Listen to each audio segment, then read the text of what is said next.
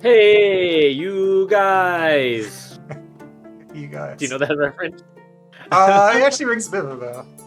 But no. If anyone knows what, hey, you guys! What's up, Dynavog? What's up, Zilphia? What's up, Darren, who is the game director? And I am Kurt, who is the lead writer. You see and hear me. Well, thank you for that. I see you is the way to say I love you in it's a real world culture, but also Avatar. Yeah. How you doing, Darren? How was your week? Yeah, I'm okay. Dude, my week was crazy. You know what I was doing yesterday? What were you doing yesterday? I was watching seminars on tariffs, and worse than that, worse than that, I was watching seminars on GPSR compliance with the EU. Oh, that sounds like the best thing someone who makes fantasy roleplay games would want to sit through. Yeah, do you have any idea what that is?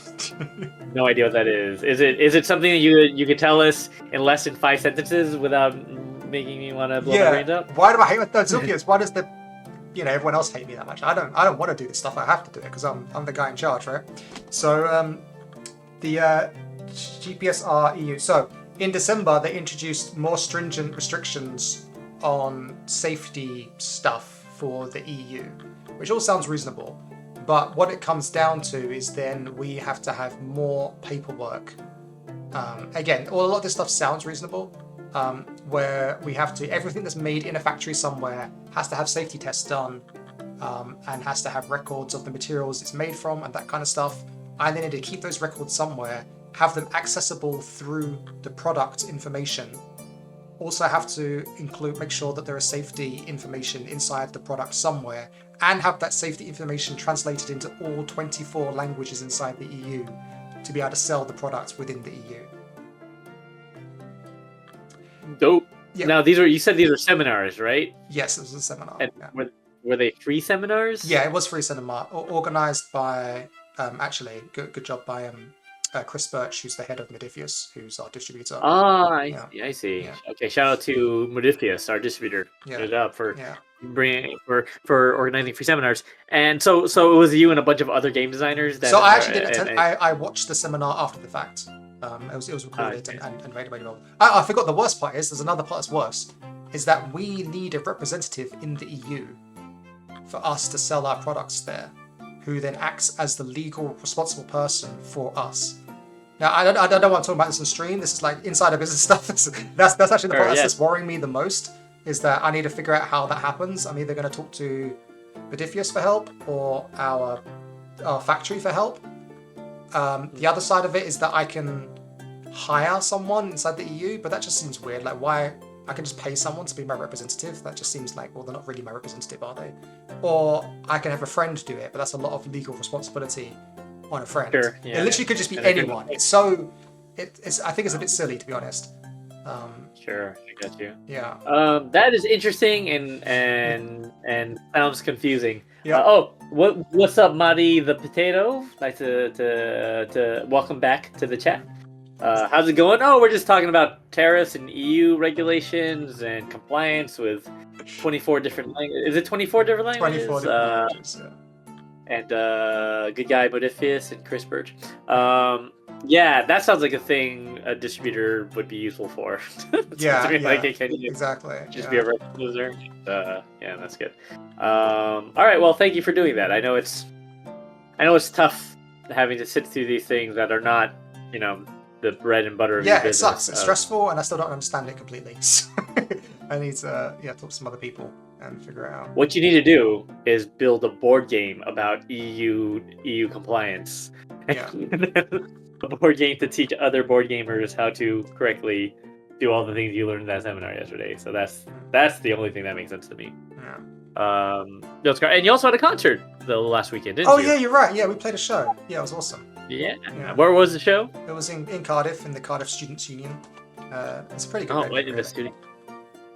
Wonderful. I heard people were wearing your shirts. Yeah, it was cool, man. We had fans coming to our show already wearing our band t-shirts. So that was sick. Yeah. Yes, yeah. That was feel good. And how long did you guys play for? 45 minutes, I guess. Yeah. Did you? And I know you guys are a Japanese language cover band. It was an anime. It was an anime convention. Yes. Yes, anime and gaming convention. Yeah. Oh yeah. You ever attempted to do any of your songs in Welsh? Has that ever been on That's the- what Jasmine's dad always says. So you're officially a boomer now, Kurt. Well done. I know. I know. Well, okay. In my defense, Jasmine's dad's very cool. He's Yeah, he is pretty. he's cool. a he's a, Yeah. he was like he was like up there in the Yeah. U.S. State Department. No, we I'm broke mistaken. new ground and we sung one song in English. We did Escape from the City from Sonic Adventure 2. I don't know that. I don't think I know that one. Yeah. But I do like Sonic music in general, though. So Yeah, I'm yeah, sure it's if I good. heard it. Yeah, absolutely. Well, cool. Banner week, seminars and anime convention concerts. Yeah. Also, Mari said that she's quite sick, or they're quite sick, and haven't slept for 2 days. I'm sorry to hear that. And it's amazing to have you here too. I hope we can be the cure for what ails you, but also go to a doctor because we're not licensed medical professionals. Yeah, I am a doctor, but not that kind of doctor. That's true. Yeah. Like, what? Just don't say that on a.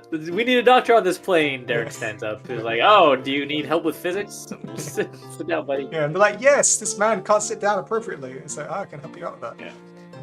And Dylan says, "Yes, I am a boomer. Yeah, I am. I am. Unfortunately, slowly becoming the boomer in my social circles, which is weird because I used to be the young guy in my social circles, which is Yeah, thing. I'm sure it happens to all of us eventually. Yeah. Mari says that boomers are great in their opinion, and I get that. You know, the Beatles, Led Zeppelin, Jimi Hendrix, technically, if he survived. So How was your week, Kurt? Quickly. it was good. Actually, it was Golden Week in Japan. Yes, that's right. Or as they say in Japan, Golden Week. It's my son stayed with us the whole weekend, and we played, and he made a ruckus, and we played music and stuff. He's gotten into to exploring guitar more, which is fun, Cool. and asking me to play with him, and so he could sing and make. Oh yeah, so funny. we had friends come over on Sunday after the gig, and they're good board game friends that we've had in Cardiff for years now, and they've had a couple of children over that time period. One of them is 4 or 5, and the other one is 2, I think. Yeah, and they came to our house, and the last time they came to our house was a year ago, and they were much younger, and this time they were old enough to like run around, explore, and talk. And so they wanted to know what was upstairs because we have 3 floors, and so, you know, Mum and Dad were like, "Oh no, it's okay, we can just stay here." I was like, "No, we can go upstairs. It's fine. Let's go upstairs." So we went on an adventure upstairs, and we went into the green room, which usually has the drum kit in it, but it was actually taken apart because of the show the night before. Yeah. So the only thing in there that was evidence of music was the guitar case, and the girl immediately recognized that it was a guitar and pointed at it and said, "Guitar." I was like, "That's right. Do you want to see it?" And she said yes. And so then we took the guitar out. And then I held it, and apparently the kid's really into music a little bit. He likes, you know, making noise and stuff. And so I did like the most gentle of strums, like very gentle. And the girl immediately put her hands over her ears and went, "Too loud!" So I was like, "What? Wait, was it? It's quiet than speaking. What are you on about?" No. Yeah. That's because it was too intense for her. The musical. Yeah. Just blew her mind with a C chord. Yeah. Open I mean, C, my yeah. guitar professor used to talk about that. You know, like when you learn stuff, obviously you want to learn stuff because you love music, but there's something wonderful about just remembering what strumming a single A minor and thinking it was the most beautiful thing in the world is. And a lot of like art is like reconciling your you know, extreme experience with trying to recapture that for yourself and for your audience, and that's like, you know, that's tricky. Yeah, we spoke about this the other day, didn't we? We had a little conversation about it. But I had the same thought after we did our show. Like, again, sorry everyone, like, in case you don't know, me and Kurt are very much into music, so sometimes this becomes a music podcast as well. But like after we performed, I had this terrible, it wasn't terrible, but I had this longing for like this weird irony that whenever we perform, I never get to experience the performance. Yeah. You're the only person that can see you, really. Yeah, and you're so stuck in the moment. Like, I mean, I'm enjoying it at the time, and obviously sometimes we're improvising and stuff like that. We're very much in the moment, but we're so much in the moment that you don't see the whole picture sometimes, it feels like, at all. and Yep. you watch videos afterwards, and you're like, oh wow, that's what it was like. Cool, but the video's not the same. Yeah. It's just not the same. And that's the thing that's special about live music, because it's ephemeral and shared only by those people in that room. So support your live music scene. Go fucking watch your local bards and your troubadours and all those guys on their stages. I mean, me and Chrissy, we play live music a lot, and it's always that exact same thing. Like we play and it's exciting, and we forget to take video, and we're oh wait, did we get video of that? Oh maybe not, because you're just so like stuck in the moment of like fucking playing the thing and doing the thing. And it's fun. It's good. So, role-playing games are a similar thing, and that's what we do on the stream. We make role-playing games, and we're trying to make material for you guys to have a similar experience where you spend 4 or 5 hours with your friends in a room and create stories and memories and experiences, and that is fucking wonderful. Isn't that right, Darren? That's what we do on the stream. 300% correct. So That's correct. I hope that segue was appropriate. Good enough. It will do. Yeah, it will do, because we're talking about the court of games, aren't we? So we are making a I almost said textbook. We're making a textbook about fairies. Yeah. We're making a book, a source book about fairies. And today we're starting a brand new section. For the last month, we've been doing what we call clan secrets of the tribes, but now we're getting into the real juicy stuff, which is we're designing and writing and developing the faerie courts. Yeah. So I guess we can do a quick recap of the book structure, right? So everyone should be able to see this Google Drive here, which I did not mean to press that button. Okay, cool. So this is our internal workings of the book as it stands. We write everything in Google Drive so that we can share and comment and things like that. It's very useful. And there are 6 chapters in the book. And it's divided into 3 sections as well, the book. The first section is for the players. The second section is for the game master, and then the third section is also for the game master, but for different reasons. So the first section is all about player character creation and character progression. So this is all the player-facing lore and history about all the clans and Avallen itself, everything that the players can learn about the lands, and then how they can make a character that belongs to one of our 5 clans, right? Then the second chapter is about how a player can become a Fae Seeker, and how they can gain the powers from a fairy court, what powers they can gain, what they have to do to gain those powers from that fairy court, and also the consequence when it comes to fairy tricks. And that's everything for the players, those first 2 chapters. Then the second 2 chapters are about lore secrets that the game master can use to make their own adventures and campaigns. And the first one of those chapters is Avallen secrets, so that's the clans and the tribes that make them up. Secrets about the heroes and leaders and the places they're in Avallen that can be used. That's what we've been doing for the past month, that you've seen on all our streams. And then the next chapter is about the secrets in the Otherworld, so the game master can use for otherworldly adventures and otherworldly plotlines. That's what we're working on now. And then the final 2 chapters should be a lot easier for us to get through. These are things for the game master to use in their adventures specifically. So legendary artifacts, items that you can find and make adventures around, and then the bestiary as well, like creatures you can use in your adventures and can use to make adventures from as well. So that's where we are at. So when it comes to making this section, it's going to be a bit of a blend, because we want the Otherworld to be special and unique, and a mystery from the player's perspective. So because of that, we aren't going to put much information about the Otherworld in the player-facing sections.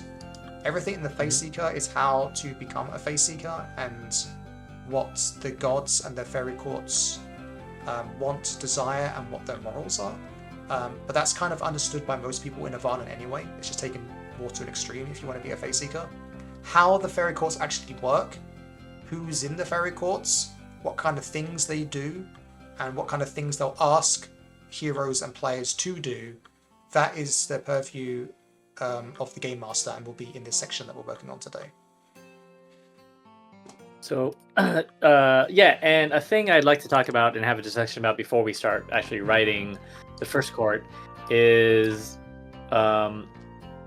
what we know about, because we're touting ourselves as like this Iron Age fairy inspired. We get a lot of inspiration from myth and legends of Iron Age stories and so on.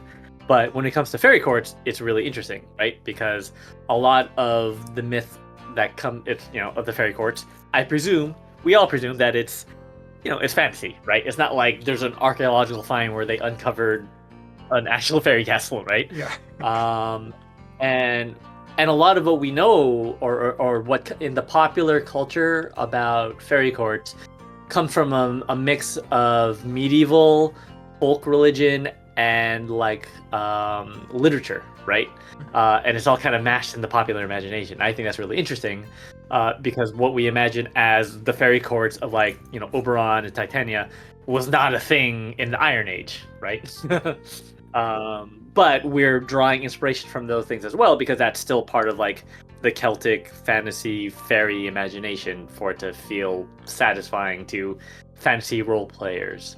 Do you agree with that? Yeah, 100%. So what Kurt's talking about here is that yes, a lot of fairy legendarium is written in medieval times, and a lot of it's obviously inspired by the older legends and tales, but it's kind of a mishmash, and a lot of the things we think about comes from medieval tales and things like that. And so because they come from medieval times and stories, they have this medieval bent to them of the royal courts that existed at the time, as opposed to the royal courts that existed during the reign of the Celts in the British Isles in 100 AD, right?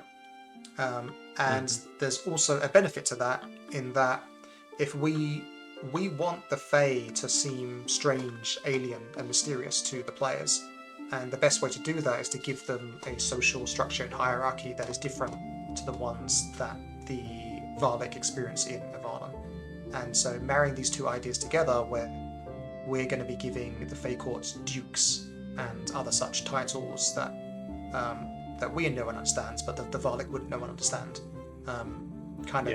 marries those two ideas, where we have this medieval mentality of a court and a fairy court, and then marrying it with an Iron Age peoples and seeing them see something that to them is very strange and alien. Yeah, and so it's a little bit anachronistic in a way, but because it's fantasy, it's okay. Yes. So it's like the fairies are like they're like ahead of the curve, right? Yeah. and the secrets of landed gentry in the Otherworld is kind of what they're exploring. Didavad compliments us and said that's really clever. Well, thank you. That's awesome. what we're after. I'm glad you dig that. Yeah, the other big thing is when we talk about things like Seelie courts and unseelie courts, and a lot of times I think other writers, they relate these things to the courts to like the seasons, right? That's like a big thing, right? The court of winter or the court of summer and all that stuff. We're making the courts related to our everyone's, which are our five gods. So part of the cosmology. And so the big thing about this section too is we're delving into the cosmology and the otherworldly fantasy of how the Annwn, the otherworld works for Avallen. And part of our cosmology is this idea that power, there's like Annwn, the otherworld, is unformed chaotic stuff, right? Correct me if I'm misspeaking on anything about what we talked about. But the otherworld is chaotic on stuff, and they're basically pocket dimensions. And a mortal who gets the belief, a person or creature that gets the belief of mortals and melds their essence with this otherworldly stuff, they could become a god. So the faerie, which were like the demons, were feared and worshipped by the mortals before the Everones, and so they were like gods on Earth, on Avallen. And then later on, the Everones came along in their mortal form, killed those creatures, took some of their essence, and then gained the belief of their tribes, and they became gods in their own right, and they're gods till this day. And so the places where they go, it's like an otherworldly pocket dimension that is sort of like an island in a sea of chaotic magic shit across the veil, where it's unclear how they are connected geographically, because it's mostly based on belief, and they kind of shrink and grow based on belief, and the immediate area where they rule is based on their belief systems, which is why all of the ports sort of follow the same sort of structure that is I don't think it's all 100% based on belief, but I think belief helps. I don't know if I've decided where the belief aspect part of it lands as of yet. Sure. They're definitely empowered by it. But yeah, it is an important factor. But the key point you're saying there is 100% true. Like the way the Otherworld we have it works is this place of chaos potential. Anything can happen there, and then what the Valak commonly think of as the Otherworld, which is this place that actually has a structure to it where you could walk through, and there's trees and there's rocks and there's plants and there's creatures. That is actually just a small area of the much broader Otherworld that has been somewhat tamed by the presence of the Everone and the Fae that have cultivated that region. Yeah, exactly. Yeah, and this also gives us the freedom to make each of the other worlds different and take cues from different legends and styles of fantasy. And when we end up exploring other parts of this world, it makes it so that other areas have their own gods who survive in a similar way. Actually, you know what? I could do some art review. Or map review, actually, because I don't think I've shown these on stream yet, and this kind of will show exactly what you're talking about right now. Oh. So I've had 2 maps made for the Otherworld, and this ties in exactly to the section that we're working on today, because the end of that section will include an adventure idea for running in the Otherworld, and it will include these maps. So this is a map of a region in the realm of the Elderfather. The god of justice and war and craftsmanship, and his region of the Otherworld is like a huge mountain, right? That's what we said. And in this mountain, there's some strange stuff going on. So this map, I love this map because it's actually 3 maps. There's like one cavern system, another cavern system, and then they're connected by like a short inset of part of the mountain. Which is done. And inside this cavern system, there is a Goblin village, which is where a tribe of the Fae of the Everfather live. But getting in there is quite an ordeal. And also, the cavern system features these never-ending tunnels that loop forever. So if you walk down this tunnel and keep going this way, you end up back here again. And you just keep going that way and that way until you turn back on yourself. So it has these strange tunnels that go on forever. And then the top floor has a Drake nest. With some eggs and some treasure and that kind of thing. So that's what's going on here. And then the other map that I have already is for the Everchild, which we're working on today. Is this finished? Yeah, I think this is finished. I'm going to make some edits to it, same as the other one. But I'm just covered up Kurt's face, haven't I? Why isn't it working? It's supposed to be snapping to one side. There we go.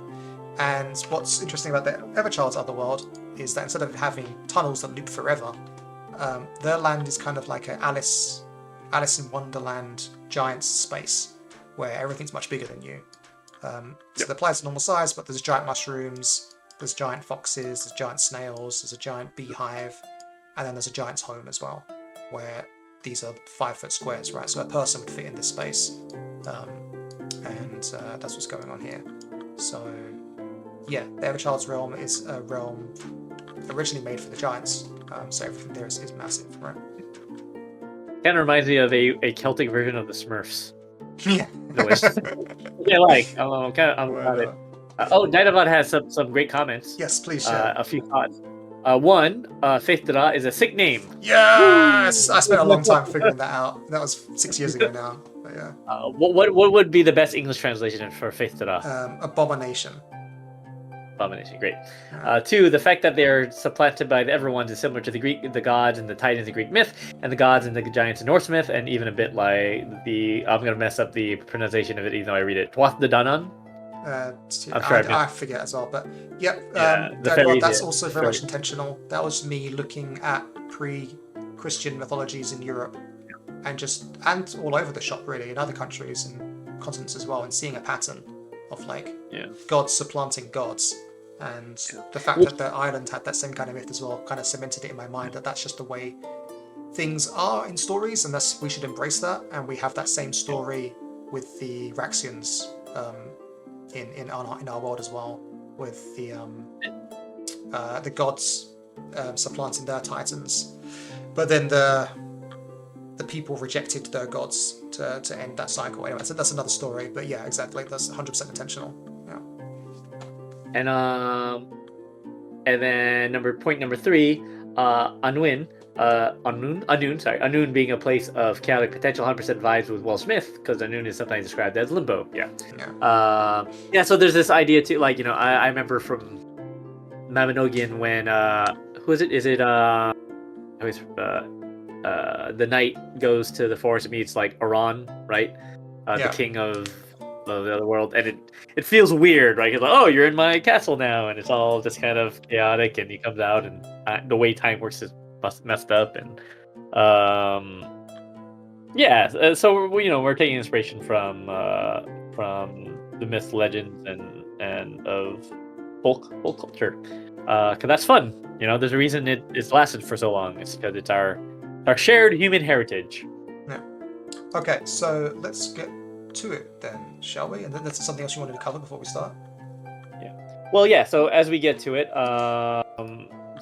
all that as sort of background, we're talking about the fact that in terms of the structure, the previous sections were done by regions.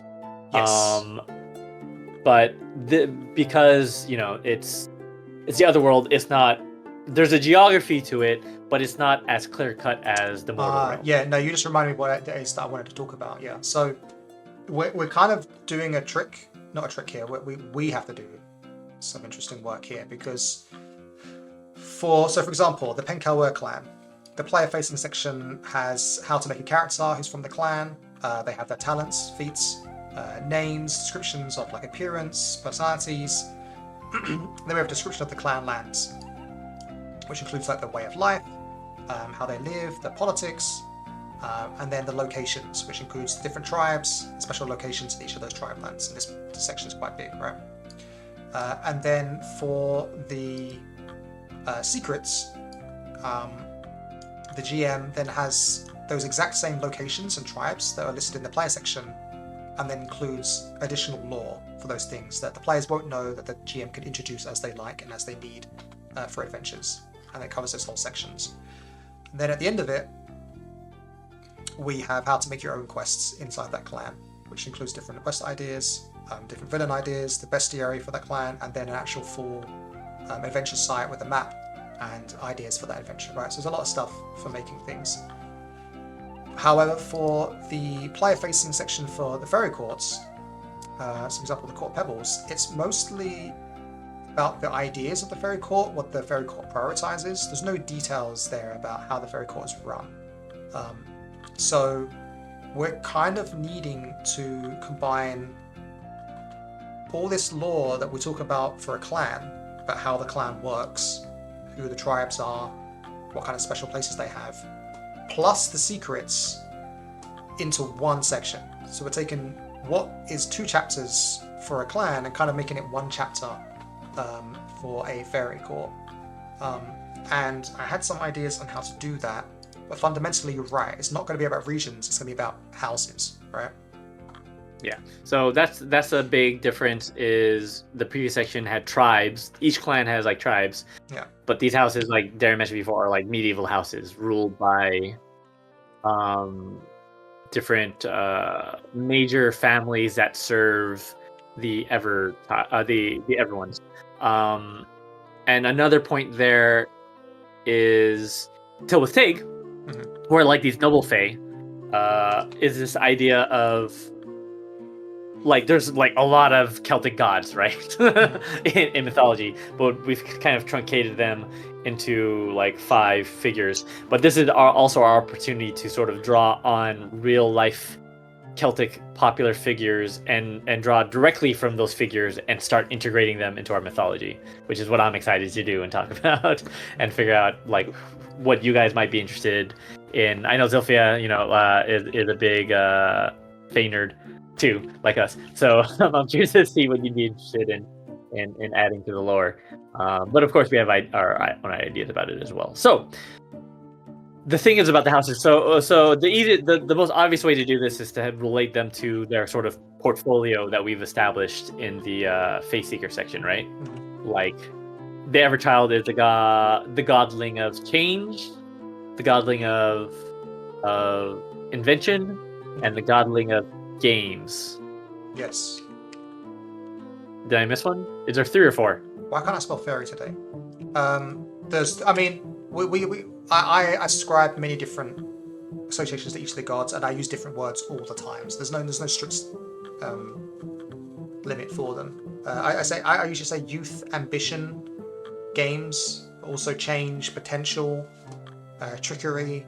Yeah, I use lots of different words to describe. Okay, yeah. So essentially, choose 3. How many fairy houses do you imagine we'll end up doing? Well, for space sake, I think 3, but I feel like it's always going to end up being 4. But I would like it to be 3, but 3 feels like maybe 2, 3. Especially, I've realized as well that one of them, we have a choice to make. So that the Wild Hunt is still going on, right? The period of the Wild Hunt in Avallen was this time when these mortals slew the great Faerie, took their powers and became the Other Ones, right? And for Avallen, the Wild Hunt is an old legend that happened 1,000 years ago. But what maybe they don't always appreciate is that the Wild Hunt is still happening in the Otherworld. They constantly need to protect Avallen from the Faerie and other creatures that might want to travel into Avallen and take advantage of the nice juicy humans that live there. So we can either make it so that every fairy court has a fairy house dedicated to the Wild Hunt, and their job is to keep the cower, keep the other creatures in check in the other world, or we can make it so that each fairy house has a part responsibility for that thing. My instinct was to make it its own house because, I don't know, it's cooler and it means we can assign roles like the Fairy Queen, right? She was obviously the head of the Wild Hunt house for the Everchild, and it seems like there should be someone who's responsible for that. So my instinct was to make it its own house, but tell me what you think as well. I mean, if I'm gonna play Faith Draw's advocate, it could be that having the Wild Hunt be, because that's also a chance for glory, right? And if you assign it to one house, that means only one house can participate in the glory of the Wild Hunt. There's other ways to get glory, and it's just. Oh no, I understand that. Yeah. I understand that, but let's say you want to align yourself as a player one day with one of these houses. Is it more interesting to have everyone have the opportunity to participate in culling the evils or that they're trying to fight against? Part of me feels like maybe yes, rather than just saying, "Oh, that's that the players should be aligning themselves with the house specifically. They align themselves with the court, right? And the houses approach them. So sometimes there might be an issue with the Faith, in which case then the Wild Hunt house, whatever it's called, will approach them. Yeah. Sometimes there's other things going on as well. I mean, I know we're saying that that's not what they should do, but I'm just thinking in the long term of that's a possible thing in the future as the mythology grows and stuff, is what I'm thinking. If we, like either way, I can see the argument for it. Holiepa has we have a few comments. Zilphia says she doesn't know what I'm talking about when I say that she loves all things fairy and mystical, because she's being coy about it. And then Holiepa says, "Hello, what are you guys making?" Oh, well, we are making a book. Yeah, we're making a book about Celtic Iron Age mythology. And right now we are creating the fairy houses for our world and talking about the political dynamics of these fairy houses that are coming into existence as we talk. Yeah. Specifically, we're making at the same time this book. Can I zoom in? Yeah. Okay. We're making this book right here. Inspired by Celtic mythology in Iron Age Britain. Yeah. And we are having a spirited discussion on if there are 3 fairy houses, if one should just be a quote-unquote Wild Hunt house, and they're sort of like the hunters and warriors. Well, would you say they're the warriors or just like the hunters of both? you have a military, right? You have a police force. You have a force that's job is to create order, right? And that's what the Fae and the Everone's doing in the Otherworld, is creating order. So I feel like there should be a group whose role it is to do that, and then that means other Fae can be occupied with doing other things.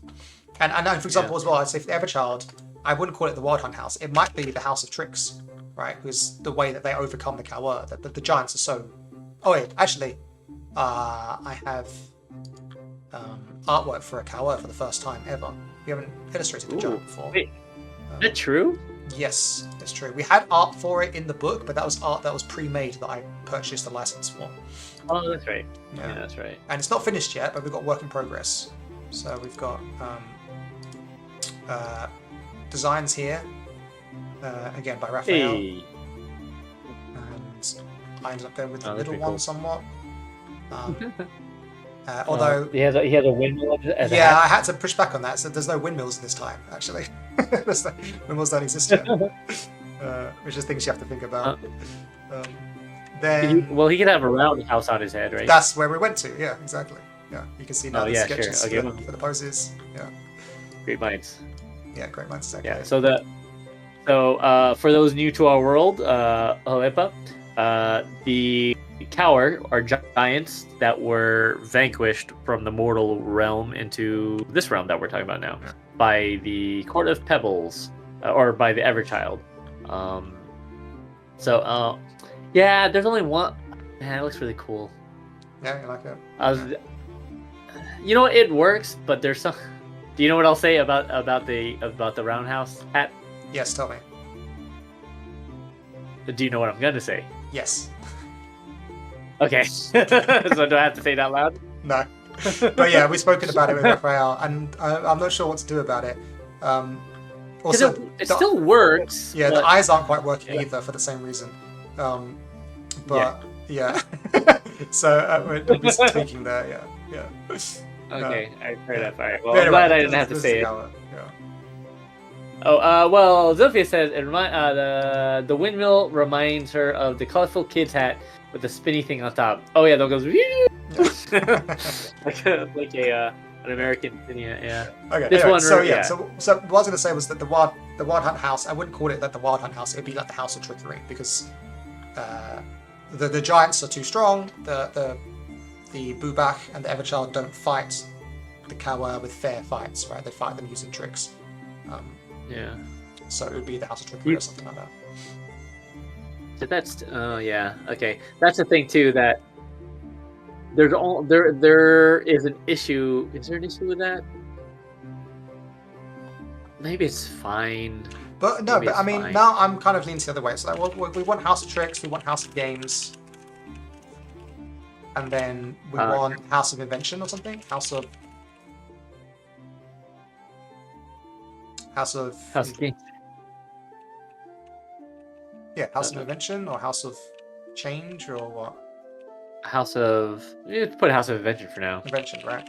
And then you're right. Maybe or House of Innovation. Yeah. Although I guess House of Innovation sounds like it's a Disneyland, Tomorrowland exhibit. Which is fine. I mean, the Everchild's realm is like a playground. So yeah. Although I do think, I mean, the other thing is, do you want to call them House of blah blah blah as a convention throughout, or do you want to give them like actual family names? Yeah, this like, is for example, this is always a difficult question. Is if you just fundamentally when designing for Avallen, you have two choices. You can use like authentic names for things that people find difficult to pronounce, let's be frank, and difficult to read and difficult to remember as well. Or you can use English names that describe things that are then easy to grasp onto, and then give them another name as well that's on the side. Right. I think these are things that will be used sparingly. I think we should give them English names that are easy to grasp on, so that when the GM says House of Games, the players immediately know what the hell they're talking about, and can get a handle of it very quickly. We can give it an alternative name as well, like a true name, as it were. Sure. That uses Welsh as well, or uses the person who's in charge. But I think that if we call this Daedalus, are you still here? T is obviously house, right? And then what's game? I know game. Oh, it's just gamei. I mean, modern Welsh is just like, it's the same as English, right? But there must be an older word for game. But if we call it T something, let's just call it T. Just call it T gamei for now. Forget how to spell game. Something like that. Game. Yeah. I'm looking at game. Something like that. Anyway, some Welsh word for game. Gamei. Yes, see? Good, I wasn't far off. Oh, it's just the E that I got wrong. Yeah. Gamei, thank you. I feel like I know a little bit of Welsh, which makes me feel good about myself. Thank you very much. So yeah, if we call it T gamei, to me, I go, oh yeah, that's House of Games. Because I know a little bit of Welsh. Sure. But to anyone else, it's just letters, you know, and there's nothing to grab onto there. And then we could say House of Games afterwards. Yeah, I kind of like that. But I think it's just, it might be easier to say House of Games to begin with and give it a different name that's more interesting. Because even now, like when I use language in the game, I try to avoid modern Welsh because modern Welsh isn't anywhere near representative of what, well, that's not true. It is somewhat representative of what people spoke 1,000 years ago, 2,000 years ago, but it's not the same. Yeah. Well, the good thing is we don't necessarily have to make this decision. No, we don't. We just have to. But it's good to talk about. Anyway, so where I was trying to go with this was that I'm actually kind of backtracking myself and saying, okay, sure, the House of Tricks would probably best be hunting Kawa, but House of Games, could they use a game to try and trick the Kawa? Maybe not. House of Invention, they could invent things to defeat Kawa, but also probably not. Now that I say it out loud, like what are they going to invent? Well, no, yeah, so I mean, also I can imagine them all working together in a way to like showing how they can sort of service the Everchild and the clan, or the houses, or it wouldn't be a clan. What would you call the kingdom, right? So that's, you know, their kingdom with their approach towards, because Everchild embodied everything. Like he might have used the trick to defeat the Urkauer, but to me it's interesting if like you don't write yourself in a corner is what I'm trying to avoid. I don't write ourselves in the corner because the House Tricks is the Wild Hunt house, and so the Pencower are always defeated by tricks because, you know, there's lots of different ways to try to solve the same problem, and by giving yourself that out, you're able to create more interesting more opportunities for different kinds of adventures. Yeah, my counter to that is that we want characters. We want Talwith Taig to be responsible for things. And we probably want there to be a Talwith Taig who's responsible for taking care of the Kawa, right? Sure. Like, I mean, I might be okay with saying, like, House of Tricks, it primarily, like, for example, one house primarily does that, but I could also see that occasionally House of Invention, House of Games prove their valor by blah, blah, blahing too, right? Sure. I don't necessarily want to write ourselves. Like, one house should probably be the best at it, and that's fine. Okay. But it's like a shared thing. You know? Okay. And then, as just a brainstorm, are we happy with these three? Like, the only thing that's missing is kind of like youth and ambition, really, as like the biggest purview of what the child is about. But I feel like games and tricks are just a part of youth in general anyway, and so is invention. And ambition's also a part of games and invention, so like it's probably fine. I don't think we need a house of ambition, do we?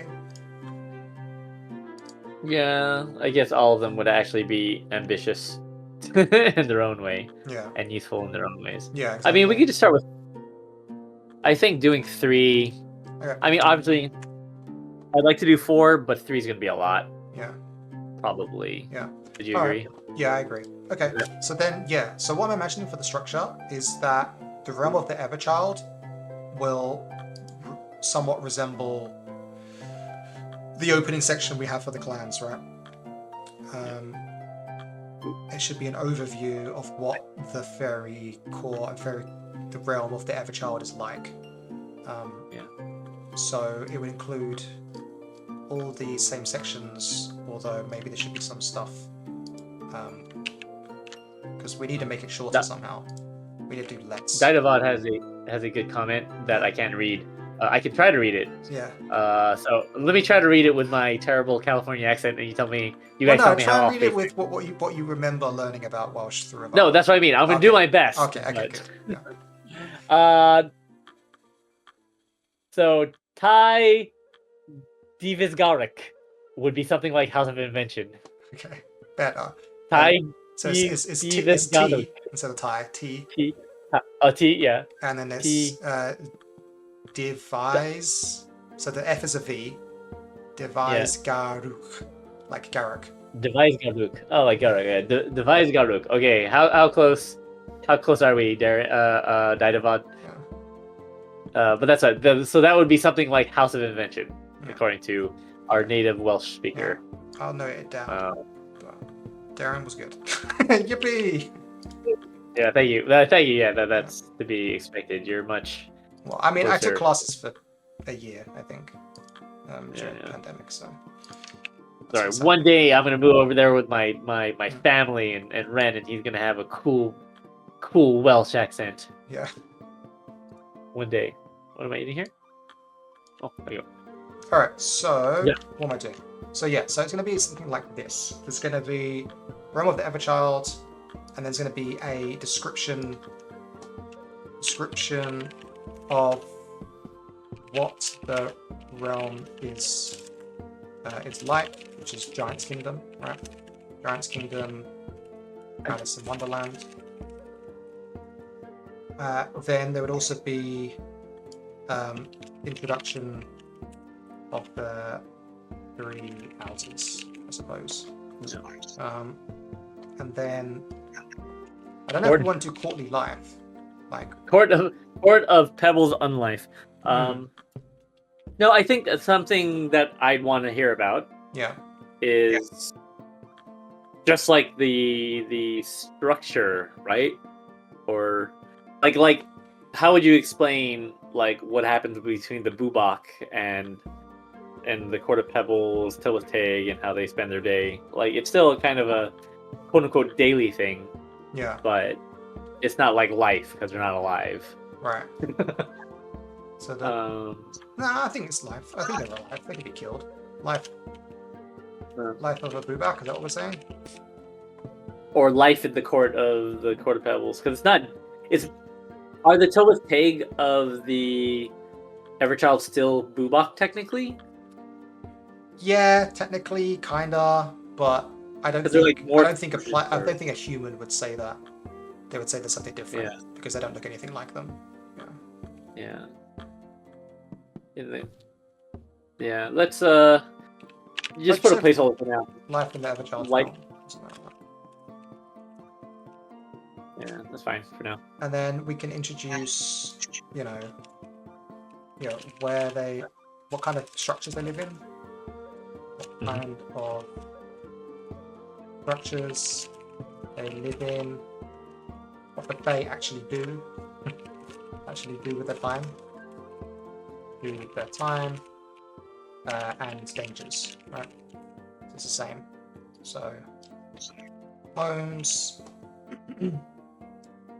time spent.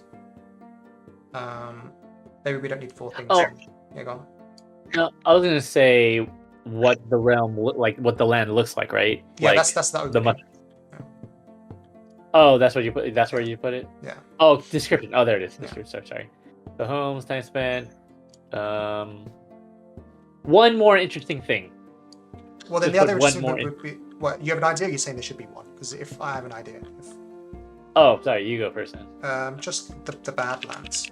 Like I imagine. So one thing I'm doing with all of the maps is making sure there's like a bad section. Now this is my fault. I might edit this myself, but I feel like the Giants area shouldn't be as bright and colorful. I need to change it to make it darker.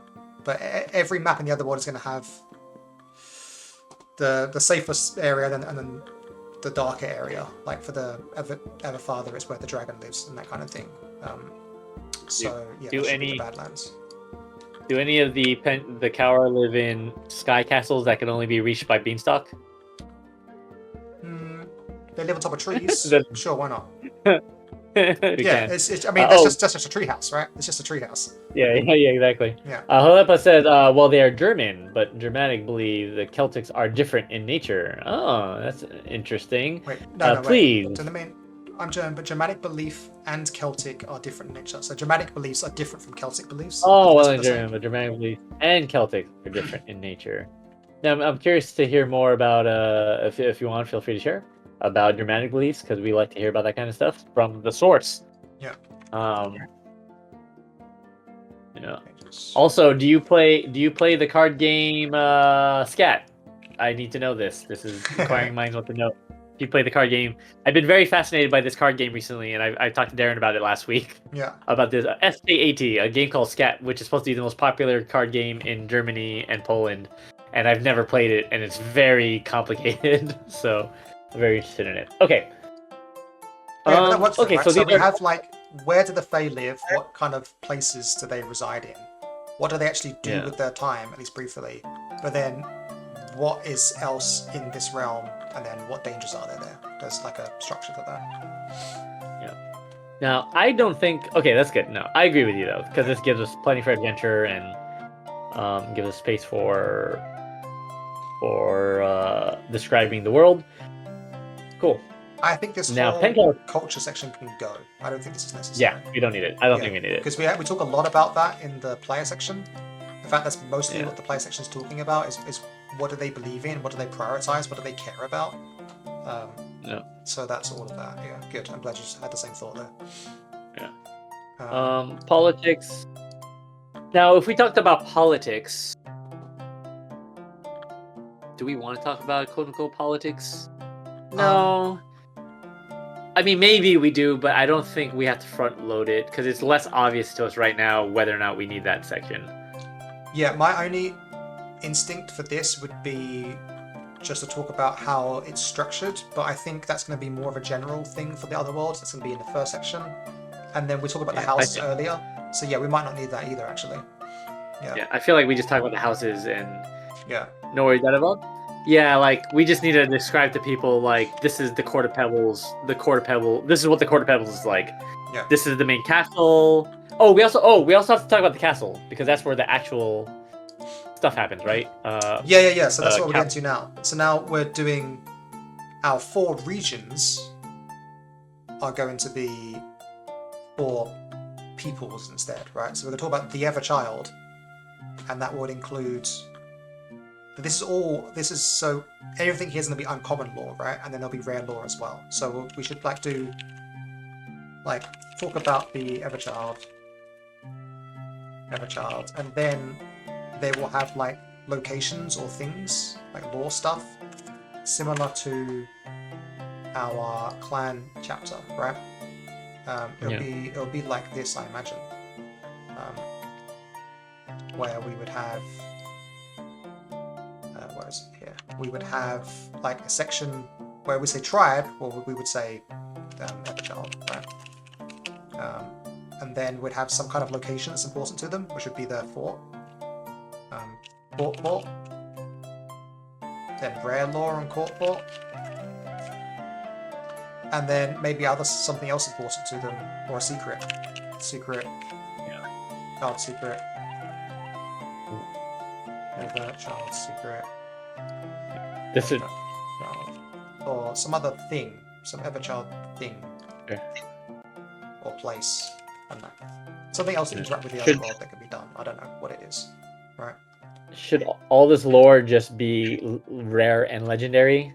Is there such a thing as uncommon lore when it comes to? Oh, that's a good question. Can you deal with the chat person? That's a good question.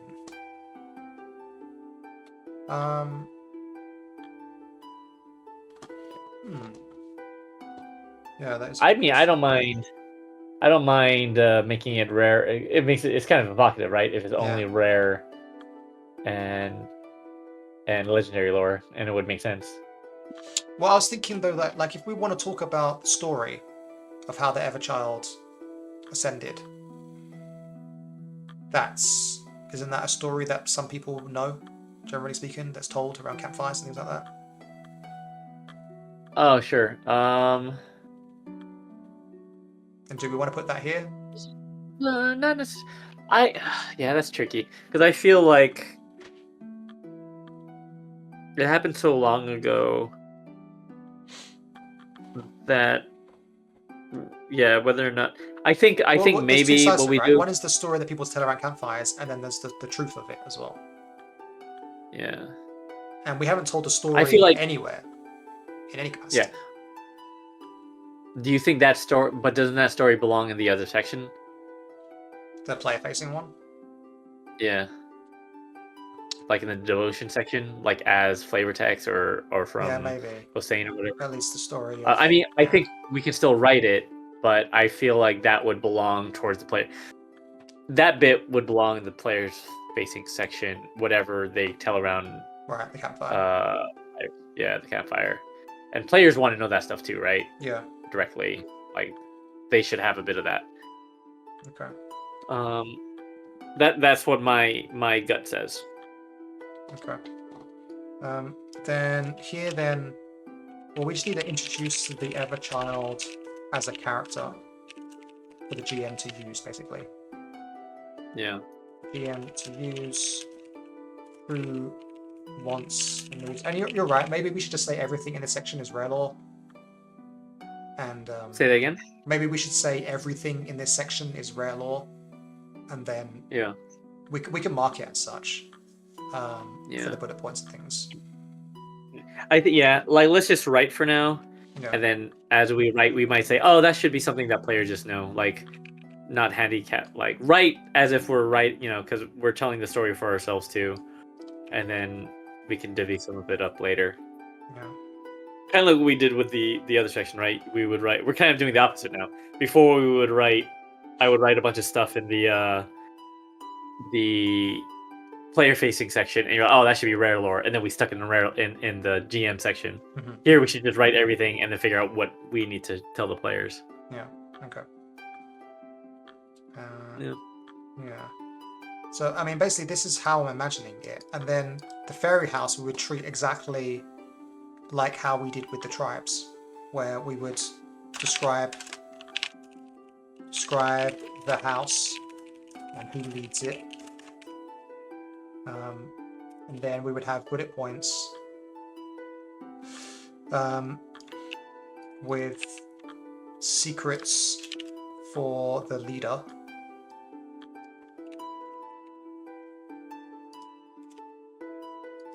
Legendary lore for the leader. Mm-hmm. Then some kind of location. Secrets in some kind of location.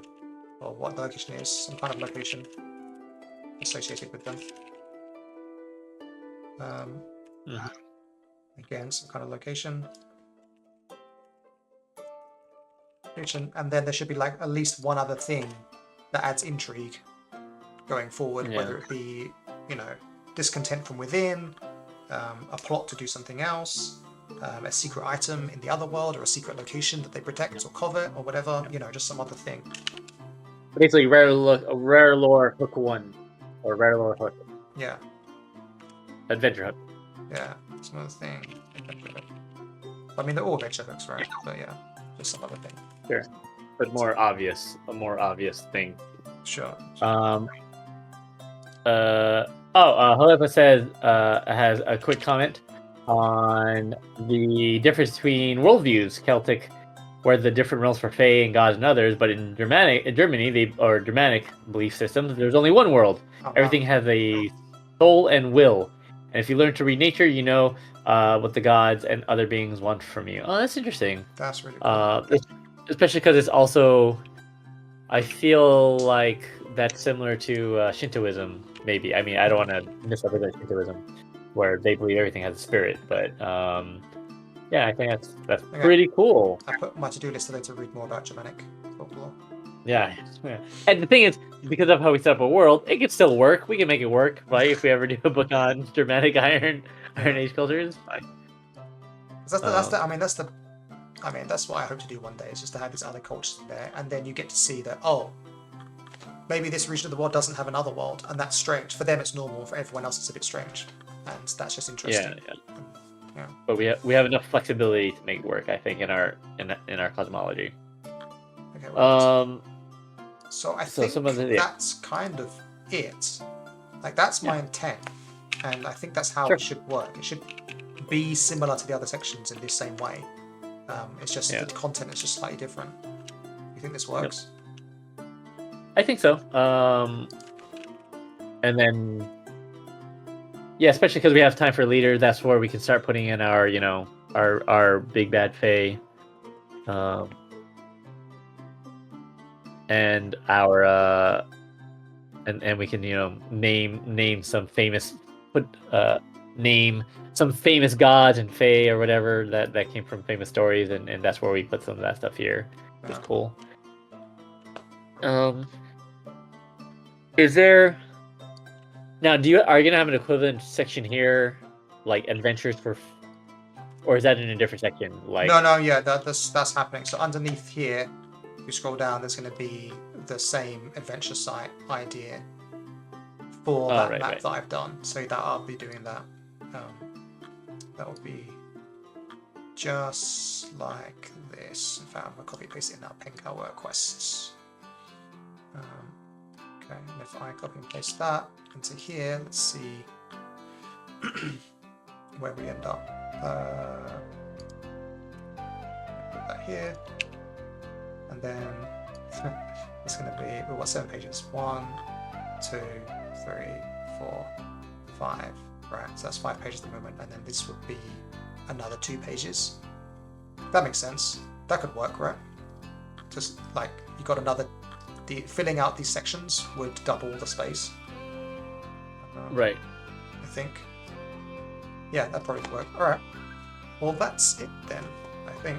And after that, it's just brainstorming. Yeah, we have a structure. Yeah. And then obviously, when the rubber hits the road, we just have to start plugging things in and then see if we're missing something or if it's too much or whatever. But no, I think it's a solid structure. That mirrors what we've been doing and makes it easy to go through, while still giving a lot of room for fun new ideas. So cool. Yeah. Okay. I don't think we want to brainstorm anything, right? We should just end the stream here, I think. Right. Yeah, I think that was enough for tonight. We're hitting our hour mark. None of us says okay, back just in time for us to be done with our stream. And Helipa says, the main reason why it's often misunderstood about the belief system is because of the tree symbols, which are the main part of both beliefs. And Yggdrasil, I'm going to mess this up, by the way, because I mess up everything. Yggdrasil is the Celtic belief, and the Tree of Life is the Germanic belief. I see. Yeah, we want to we just we like this stuff. So if you have any recommendations, we'll do some research into something that we could read in English, because I can't read German. Can you read German? Yes, but can I understand it? Yeah. No. You understand it. But I think what Sure. Highlander is getting at there is, obviously Yggdrasil is Nordic, right? But I think what Yggdrasil represents is a tree that goes from the human world into the other world, I guess. Or Yggdrasil has like the branches that go to all the different realms. Yeah, but obviously in Celtic we have this image of the tree that is above as it is below, right? And the roots become a tree below, and there's a tree above, connecting the 2 realms. And I guess what Oliver's saying is that in German there's just the tree. It doesn't grow under as well, I suppose. It's just the world. And so if I'm not misinterpreting you, Holipa, it's that the world there's the belief that world is still connected to our world. It's not like another dimension that you go to get to that world, right? I think they mean that everything is just in our world. There isn't any other conception of another world. But yeah, I'll do some reading. Sounds interesting. Yeah. Cool. Interesting. Then well, that was our time. That was Darren. I was Kurt. Thank you to everyone who chatted with us today. And the idea, Dadava, Dilfia, Helepa, Chrissy, who was off screen, my moral support and my rock. Who's probably now also just watching anime. But yeah, thank you so much, and we'll be back next. And Mary the potato. And Mary, Mari, thank you so much, Mari. I hope you get well soon. It's like the wind. If you don't see it, it doesn't mean it's not there. Yes, Yeah. the Lepa. Yeah, that's a good metaphor. Thank you. You're welcome for the stream. Thank you guys for joining us and We'll hanging be out. back next week, yeah. same time. Yeah, and delving more into the nitty gritty of the fairy courts. Yeah, so yeah, next stream, Thursday, same time. We'll just be doing some details here. We'll be learning more about what we're writing for these fairy courts. So yeah. Alright, well done everyone. Thank you all. Take care. Okay, thanks, guys. Bye bye. Chwil foul. Yes. Go on, Kurt, you want to do your bit? I will follow you later. just say I will see Cut the you dream! later. Cut the dream! Turn off the dream! Turn it off!